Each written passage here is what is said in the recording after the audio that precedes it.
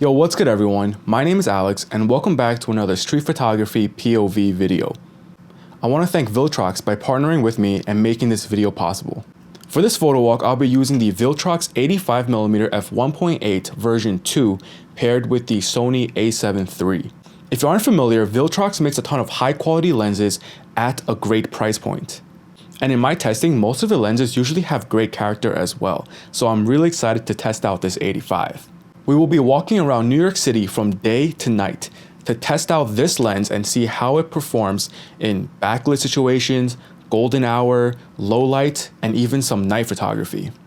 And definitely stick around till the end to see how you can download the 3 free presets that I use to edit all of the photos in this video, as well as the editing portion on how to use those presets in Lightroom. As you can see, I'm using the Viltrox 85 and first impressions are really good. This lens has a nice metal construction and balances really well on the Sony A7iii. Even though it's a big piece of glass, it doesn't feel front heavy at all. And although I'm using the Sony E-mount lens in this video, Viltrox has lenses for multiple mounts like Nikon, Canon, and even Fuji. We start off the photo walk in the afternoon, so there are slices of really nice light to work with.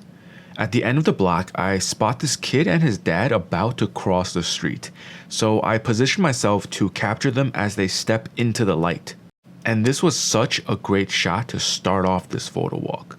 As I make my way down the block, I notice someone else walking towards the light, so I position my camera to frame up the composition and pre-focused on where I wanted to snap the shot. With burst mode, I love the motion that I captured in this shot, and the dark outfit was silhouetted against that bright backlit street. We just started the photo walk and so far I am very happy with this lens. There seems to be no issues with backlit scenes or flaring. So continuing down the block, I saw this biker across the street where the front half of the bike was in the light. This ended up being a really interesting shot, playing around with those harsh highlights and shadows. But after crossing the street, I waited around and took a couple more shots as the biker moved fully into the light. And wow, this shot just looked incredible. The orange vest gives it that nice pop of color to really draw your eye in, and the background just fades away into darkness. As I kept walking, I saw a small amount of steam come out of the ground on the opposite corner, so I waited around for the cars to clear to see what I could capture. Finally, I saw this person in a bright red jacket crossing the street, and using burst mode, I captured them exactly as the steam was coming up. The light here was okay, but I felt like I could do better, so I walked into the darker side of the street to shoot at the light from a different angle. Once again, I framed up my composition and took this shot. Now this is definitely one of my favorite images of this photo walk. This person just seems to pop out of the image. I really like the way this lens renders, and there's almost that 3D effect. So in this same position, I capture 2 more people as they're walking the other way. And once again, I just love the way the light is hitting them and how it contrasts so starkly with the darker background. As a quick reminder, all of the images in this video are edited using the free presets that you can download. So watch until the end for the editing segment. By now, the sun was getting pretty low, so it was getting hard to find good light. Across the street, I noticed this person walking with a gold jacket on. The muted, earthy tones in this image worked really well together, and the architecture looks pretty interesting too. With the same composition, I captured another shot of someone else, and their orange accents provide some nice color. After crossing the street, I finally spotted a huge steam stack. I wish I had found more of these, but this would have to do. Now this image is such a quintessential New York capture with the taxi, the bus, and the steam all in one shot. Then I saw someone riding a bike towards me, so I got down lower to the ground and captured this composition with the steam and the bus in the background. The biker is sharp and I love the bokeh in the background. And once again, I feel like there's a bit of that 3D pop from this lens. Then I tried a vertical composition, so I got down even closer to the ground and captured some people crossing the street. I try to shoot both ways because vertical crops work much better on social.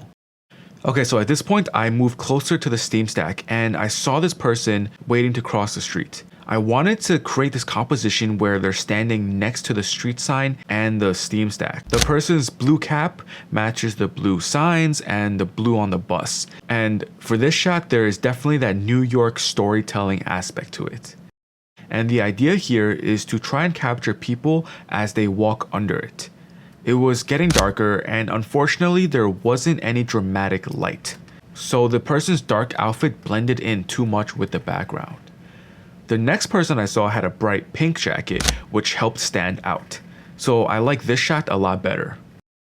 As I crossed the street, I wanted a shot of the traffic light with the steam in the background. And the 85 delivers these kinds of detail captures beautifully. At the next location, I'm standing under some scaffolding to make use of whatever light is left. I think all of the poles can create interesting shapes, so I'm standing here and just waiting for people to cross into that light. Now this shot did not come out as good as I thought. The idea was there, but the execution needed work, so I tried shooting the other direction with a different composition. I noticed this person crossing the street, so I framed this shot up where the scaffolding created this triangle around them. And with a similar mindset, I snapped this shot of someone waiting in between the poles. I think it would have worked better if I was closer and if there was more light instead of this dull background. Now this last one was better because of that more dramatic contrast. By now the sun has pretty much set and it's getting dark, so lots of the city lights are turning on. Of course I had to take a shot of the Empire State Building, so I walked to the end of the block and snapped this image. This lens is so sharp, I can see tons of detail in the building even in low light. Then I saw this really bright 7-Eleven with the LED lights all around the windows, so I tried to frame up this shot as people walked under the 7-Eleven sign. I tried to reposition myself to use the police car as an added reflection and visual element in the shot. As usual, I'm holding up the camera with the frame I want, and I'm just waiting for people to enter. These series of shots came out looking okay. Not terrible, but I could do better, so I moved on. At the end of this plaza, there was a newsstand, so I turned around to take a photo as someone walked up to it to buy something. I really like the colors and how this bright newsstand creates its own pocket of light, surrounded by shadow. After crossing the plaza, this bright parking garage caught my eye, so I stood across the street and tried a very symmetrical composition. The blue, cool tones in this edit gives the image a late night urban vibe, which I really like. And in the same spot, I tried a vertical shot, but I think the horizontal one had a stronger composition due to that symmetry. Here I'm standing next to the outdoor dining structure and trying to use the plastic as a reflective element in this shot. I wanted to see how the lens handled the bokeh with the bright lights. As you can see, the out of focus elements are really pleasing, and I'm very happy with this result. I turned around and shot the other way, this time trying to capture a biker as the main subject. All of the bokeh is smooth and it's not too busy. Back on the sidewalk, I noticed this window with tons of steam and fog. I tried to capture it, but I wasn't able to get wide enough. So instead, I took a few steps away and shot the street at an angle. Now this image of the person looking into the window worked really well.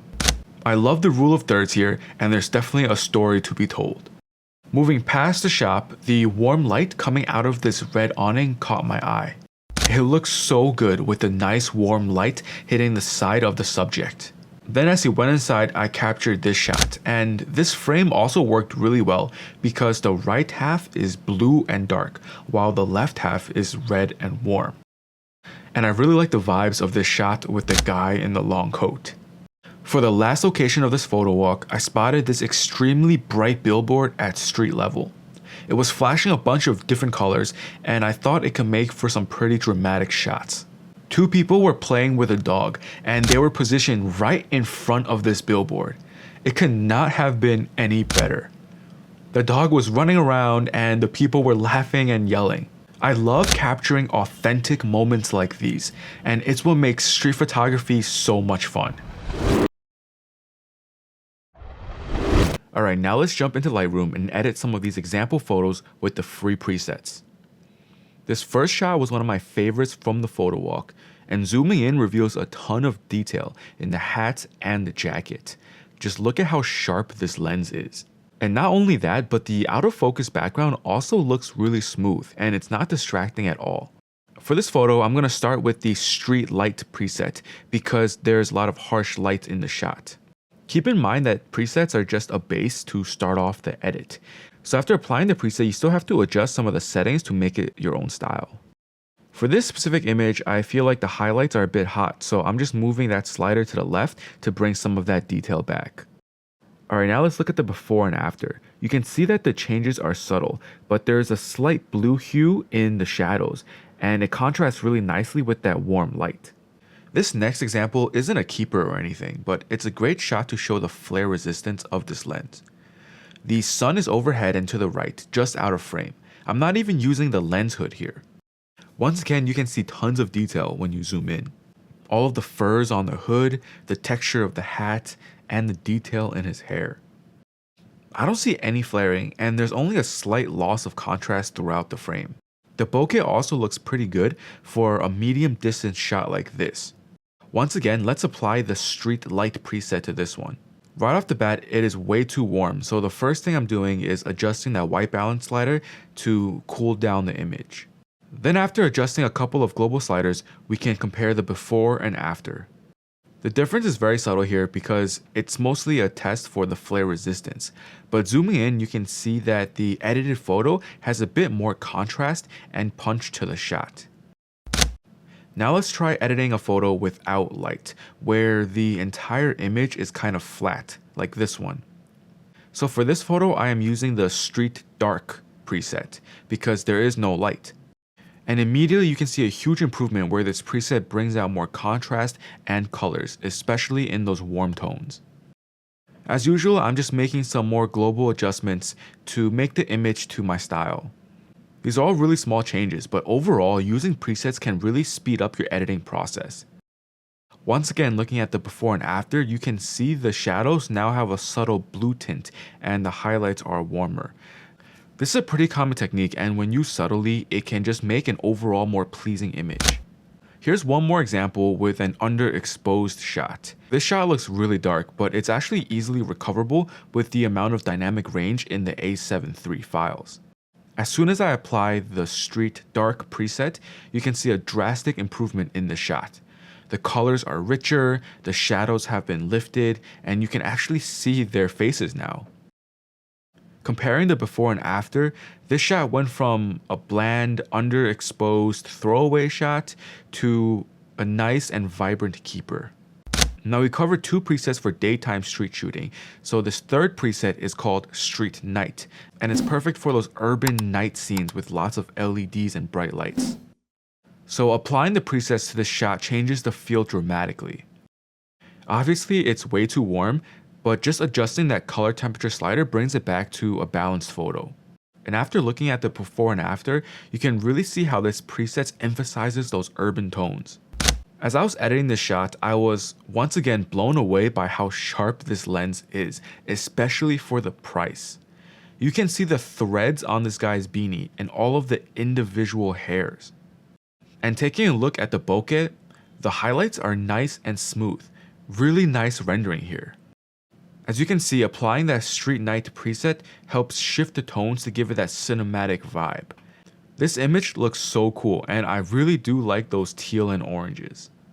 Now this last photo has some overexposed elements in the newsstand, so let's see how the filters look here.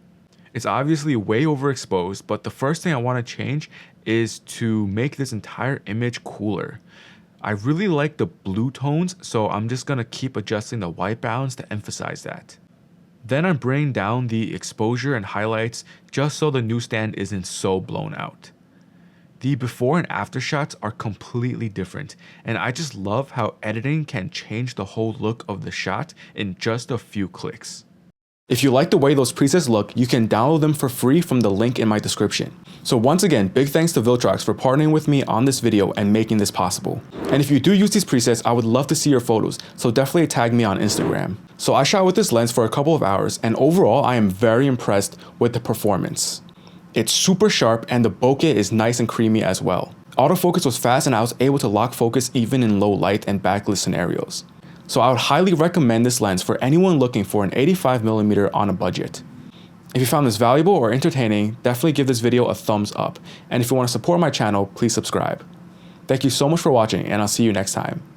Peace.